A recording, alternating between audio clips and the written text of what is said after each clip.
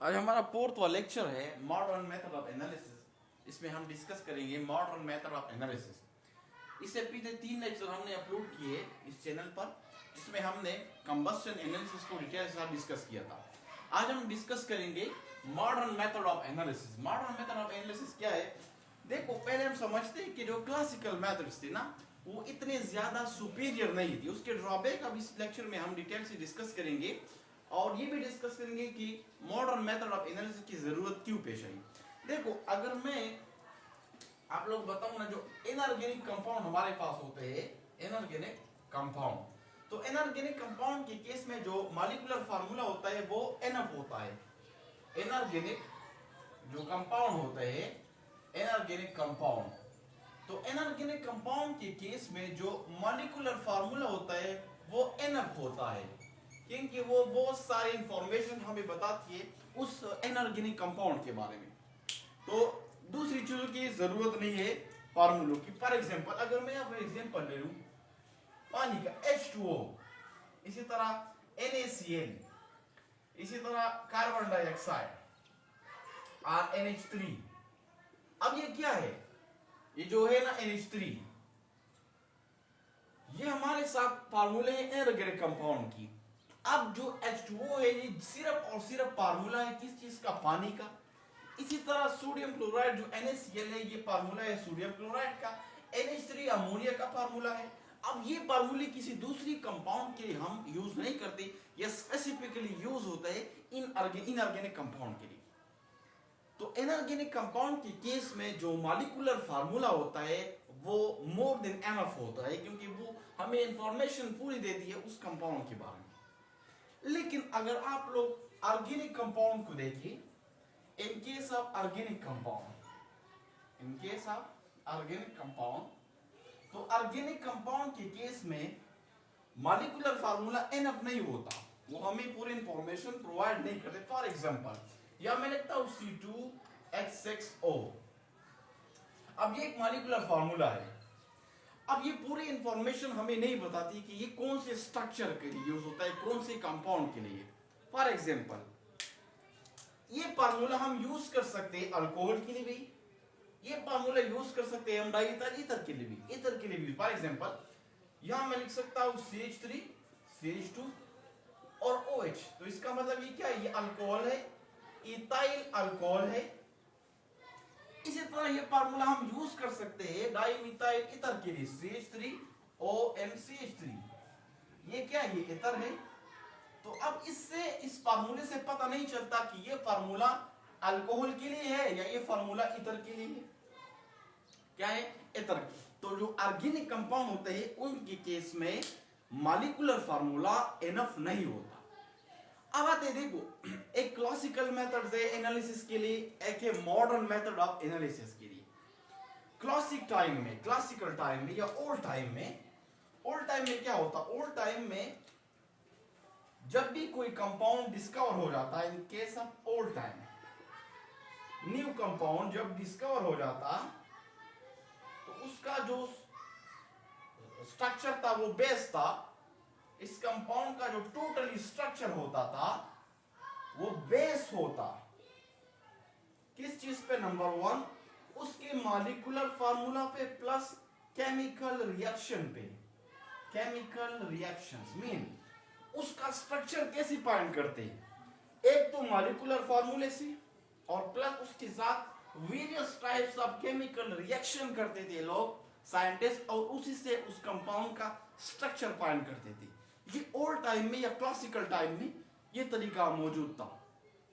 लेकिन अगर आप लोग गौर करें, यहाँ पे मुख्तलिफ किस्म की रिएक्शन हो करते थे, और रिएक्शन करने का मतलब था कि ये टाइम कंज्यूमिंग प्रोसेस है, क्योंकि यहाँ पे बहुत ज्यादा टाइम लेता था, ये टाइम कंज्यूमिंग अमल था। तो नंबर 1 ड्रॉबैक इसका क्या था? ये था टाइम कंज्यूमिंग। क्योंकि जब आप डिफरेंट रिएक्शन करते हैं तो उसमें तो ज्यादा टाइम लगेगा। हर एक अलग अलग कंपाउंड के लिए, अलग अलग फार्मूले के लिए आप क्या करेंगे? डिफरेंट रिएक्शन करेंगे, वो टाइम लेगा, तो ये टाइम कंज्यूमिंग था। दूसरा, इससे जो रिजल्ट आता था स्ट्रक्चर के लिए कंपाउंड, वो 100% एक्यूरेट और प्रिसाइज नहीं होता था। तो जो रिजल्ट आता था result was not 100% accurate plus precise।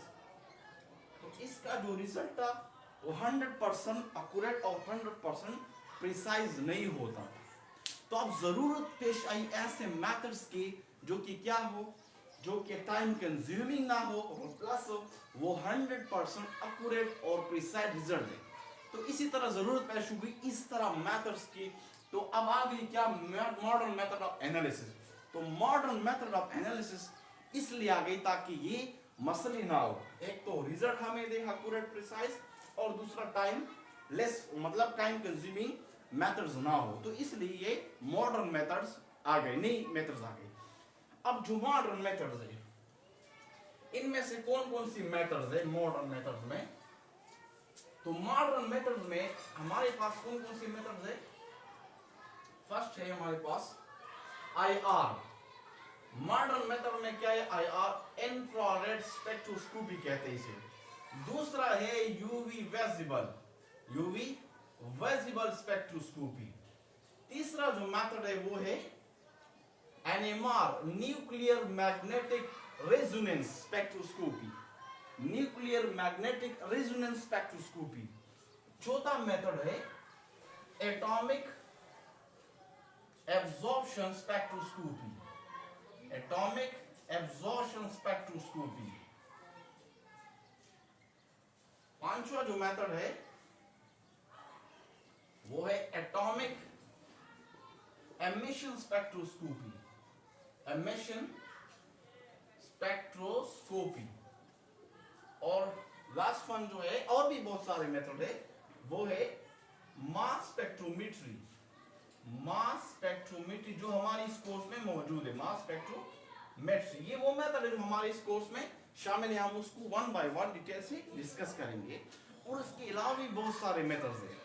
अब ये मॉडर्न मेथड सुपीरियर है देन द क्लासिकल मेथड। क्यों, वो रीजन आप डिस्कस करते हैं कि क्यों जो मॉडर्न मेथड है एनालिसिस के लिए जो यूज होते हैं, why they are superior than the classical methods.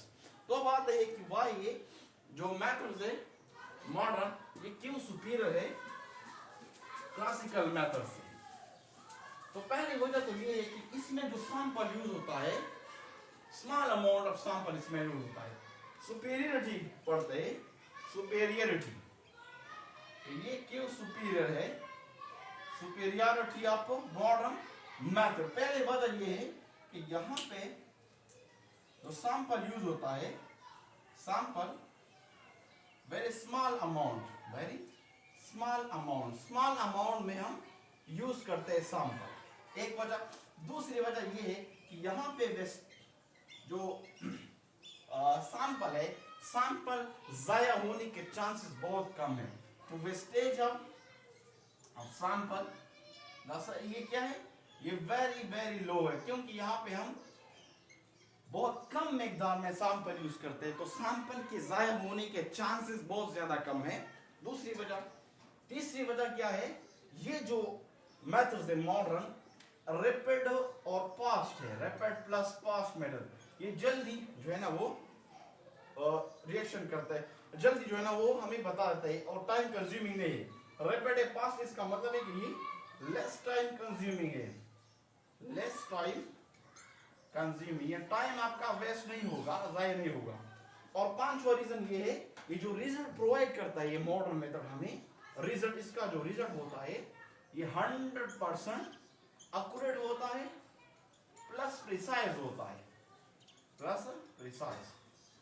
तो क्यों ये मॉडर्न मेथड सुपीरियर है। नंबर वन, सैंपल इसमें यूज होता है, very small amount of sample हम यूज करते हैं, नंबर वन। नंबर टू, इसमें केसेस में जो सैंपल की जाया होने के चांस है वो बहुत ज्यादा कम है, क्योंकि यहाँ पे हम very small amount of sample use करते हैं। तीसरी वजह, ये जो मॉडर्न मेथड है ये वेरी रैपिड रिजल्ट देता है, फास्ट देता है। चौथी वजह, लेस टाइम कंज्यूम है, क्योंकि ये जल्दी रिजल्ट देता है, इस वजह से ये लेस टाइम कंज्यूमिंग मेथड है। और पांचवा रीजन ये कि जो रिजल्ट प्रोवाइड करता है ये मेथड ये एक्यूरेट होगा 100% और 100% क्या होगा, प्रिसाइज होगा। इसके बाद वाले लेक्चर में हम डिटेल से वन बाय वन जो मॉडर्न मेथड है वो डिटेल से डिस्कस करेंगे।